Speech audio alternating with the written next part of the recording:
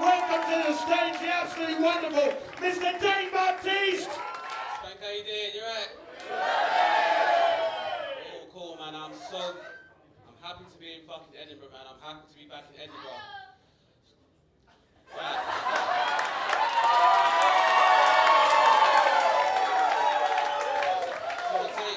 All it takes, little pimp slap. It's that simple. It's that simple. Like I said, I'm happy to be in Edinburgh, man. Although when I am here, I kind of feel like a Cocoa Pop in a bowl of Rice Krispies. Now I'm back. But I know what it feels like now. Now I know what it feels like to be like, you know, there's always that one guy from the country where there's no black people in a 100-meter sprint. It's like, oh, and then we have Johan Blake and Usain Bolt, and from Austria, Hans Uberweit. Oh, fuck my life. Fuck my life. So I know what it's like now. Like, we're talking about like 80s and stuff now, so I imagine most of you here, like, is anyone here actually born in the 80s? Because I'm an 80s baby. Nice. 90s babies. Fuck you. Nah, I'm joking, like, 90s babies, I've got nothing against you personally, but those of us born in the 80s, you remember? Do you remember when we used to go to school and every day we prayed for a snow day that never fucking came? And now these 90s kids get it every single motherfucking year. Let me tell you something, 90s babies, let me tell you something, Kate. Back in the 80s, there used to be something called the ozone layer. Now we worked very hard to destroy that for you, okay? So you can enjoy those snow days. Because things weren't easy when you go to school in the 80s. You couldn't send and receive pictures of people's pussies and willies on your smartphones like you can now, okay? You want to see a bit of minge or a bit of willy to wait until after school or lunchtime, find a cloakroom or a bike shed, get flashed, memorize the shit. Saying, you two had a private conversation. Excuse me, madam. Darling, excuse me. My stage, your feet off, please.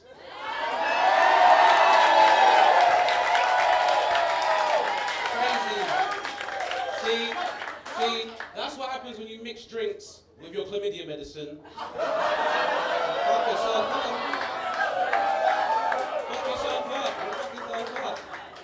So I mean, I'm real concerned why we're going. Not even listening, seriously. This is what I mean about where we're going as a civilization. I'll tell you why the world is getting fucked up, okay? I was walking through a shopping centre the other day and I saw a stand for flavoured sweet corn. Is that how fucking good you've got it now? That you leave your houses? Hold on. Did you say Mario Balotelli? Yeah.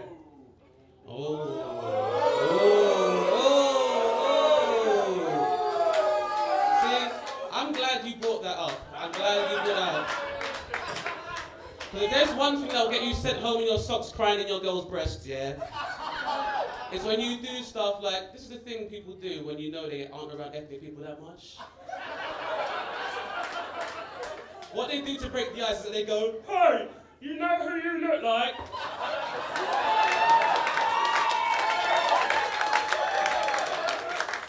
And you don't look like them. This guy knows exactly what I'm talking about. You know what I'm talking about, man. You get these guys who drop all these cultural clangers and stuff, or they ask you questions like they want you to hold an ethnic press conference, as if I know how all black people think. So I'm going to tell you. I don't know why Mario Balotelli does the things he does, okay? He's a dick like you, so...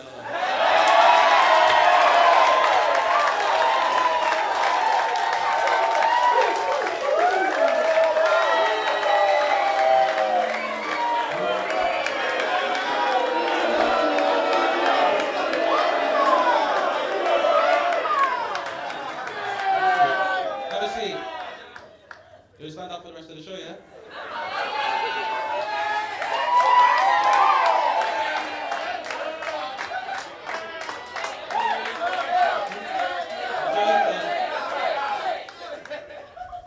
That's nice. We'll discuss it after the show. That's fine. We'll definitely discuss it after the show. But like, while we're on the subject, because you want to steal the show, here's how to avoid getting slapped up as well, okay? Now, with these ethnic press conferences, because the thing is, people ask me all these weird questions like, oh, do you think Obama's going to invade Iran? Like, I don't fucking know, okay? I was in the White House, okay? He is the black president or the president of black people, okay? And we are black people, we're not Thundercats, okay? Obama, you know what I mean? Like, Obama would just walk into like the press conference and go, black people, black people, black people. Oh, we all start running. That's not how it works, okay? Because if I was the black president, I would do things a bit differently. Like, first of all, I would make weed legal. I would make weed so legal, you wouldn't even have to go to Subway. You'd go to Subway and be like, what is the spliff of the day? Can I get a marijuana marinara and honey oat, please? 6-inch or 12-inch shell was 6 inches. I had to go back to lectures, so. But can I have 27 cookies, please? Those would be delicious. Now, finally, okay, your final tip, right? Your final tip is minority matchmaking, okay? No one come up to me and think just because you know another black guy, we're going to be friends, okay? Like, yeah, your show's funny. You should meet my friend Jerome. Why? Well, you know, he likes Jay-Z too. Now, women are bad for this as well, okay? Because after like the whole Sex and the City thing and got one, all these women were running around talking about, oh, I want a gay best friend. I'd love a gay best friend. It's like being with a man, but he doesn't judge you. And then getting these poor gay guys to hang out. Ladies, they're gay guys. They're not Pokemon. You can't catch them all. Man, I love this show. I was here the other day and I saw a midget on stage, man. It was cool, like, because she was in shape, man. I was thinking, are they like midget gyms now? I think there should be like midget gyms because, like, I'm not saying that midgets are weaker than the rest of us, but they should be able to use weights because, like, normal size weights aren't really fair for them. And maybe it should be like midget running machines, like a normal running machines, like a tandem. Wouldn't it be lovely? It would be lovely. And then after, maybe when you're finished, you have like a midget massage, where you can have like a happy ending, or a dopey one, or a bash one, or a grumpy one, whatever you like. Oh, I get it. No, we saw the kilt, so we know you're a midget.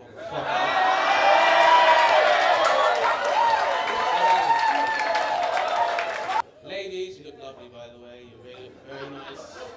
You're very nice. And, well, you do look very lovely because I drink a lot of brandy, so everyone looks lovely to me. And that can lead to problems. That makes shit kind of awkward when you wake up next to somebody that's like, fuck me. They must have a leg missing, or an eye, or a chromosome. And you try and leave and she wakes up and she's like, oh, you're awake. Where are you going? Like, oh, baby, you're awake? I was just going to get some breakfast. That's so romantic. What's for breakfast? A taxi. And then you have to... okay, that was fucked up. That sounded a bit shallow. That sounded shallow. And I know men shouldn't be shallow because, yeah, okay, men are shallow. I understand that, ladies. We are shallow, okay? But keeping with that analogy of water, we're pure in our shallowness. In that, once we find you good looking, that's all that matters. No one asks you for a CV, no one asks you for your political leanings, your religious ideology. No man in here has ever come home from a date and his friend said, hey buddy, how did the date go? And he said, I was going to let her go down on me, but that girl had no ambition. That's never happened in the history of men, okay? That is how you even got here, so you should be paying attention. So. Spank! You all been amazing. I'm Dane Baptiste. You can find me on Twitter. Ouch! You right, guys? This is Dead Parrot. I'm with the infinitely cool Dane Baptiste. This is your first ever Spank. How was it? Yeah, it was. You got fans? It was. So shy once the camera's on. Yeah, so I mean, like, to be honest, I've seen Spank before, and I thought it was kind of mental. I wanted to get involved, but today was like. Can I swear? Yeah, by the way. Swear. Yeah, it was a fucking bear pit. It was crazy. Like the beer and the steroids are flowing tonight. So yeah, a lot of crowd control and stuff. So it's pretty much a white safari, if you will. So I really enjoyed it, man. It was great, man. It's great stuff, man. So yeah, I liked it. You dealt with the hecklers beautifully. The nice little. Yeah. So did you get that a lot in your gigs? Occasionally, but like seriously, not to that extent. Like I've started doing I've done like a lot of urban circuit gigs where there is a possibility that heckles can lead to stabbings, and that is quite rowdy. So you got to play it nicely. But today was like equally as rowdy as well. I mean, there was like a situation where I had to put one of the females in her place, and then the boyfriend had to kind of come and do the whole Matthew McConaughey, and he had to get shut down as well. So, but yeah, it was fun, man. It was fun. So Dane, you're very cool and collected on stage. How do you prepare yourself before you gig? Put it nicely, I've seen a lot of public toilets before I go on stage. So yeah, if you want to know where all the best hand dryers are, you can come to me, man. But yeah, the ritual is like I had a lot of good mates with me, like a lot of, for the circuits. They gave me a lot of support before I went on stage. Try not to drink too much, man, so I can remember everything I'm going to say and shit like that. And yeah, the preparation is like basically going through my phone a few times and just trying to remember the shit, and then yeah, just get on stage and just doing it. So yeah, it's cool. So what's been your weirdest gig experience? Has there been any that stick in your mind as that was bizarre? That was probably the most bizarre, one of the weirdest gigs I've ever seen. Like, I mean, there's men here in leotards and stuff, so I have my preconceptions about Edinburgh, the Fringe Festival being probably one of the moistest gathering of men. Like today I saw a guy, he was wearing like a trilby and sandals, but this was a complete change, man. So that's been one of the weirdest gigs I've ever done personally. So, There's an awful lot of kilt and ball action tonight. 2 men's penis touched. There were 2 men and their penises touched. It happened. It does happen, but it was okay. Like no semis followed that kind of thing and stuff. So yeah, it was crazy. I think that the women got to enjoy it a lot. Rarely do we get that kind of eye candy as men at comedy, but you know. One thing I've got to say about Dane is the fact that so on-face, not only in the comedies world, but glass just completely smashed there. Didn't even break his stride. I gotta be honest with you, like when I do go out, you hear a lot of glasses breaking, to be honest. And usually, hearts. yeah, and hearts breaking. What's been the weirdest or most imaginative heckle you've ever had? That was today, when someone referred to me as Mario Balotelli.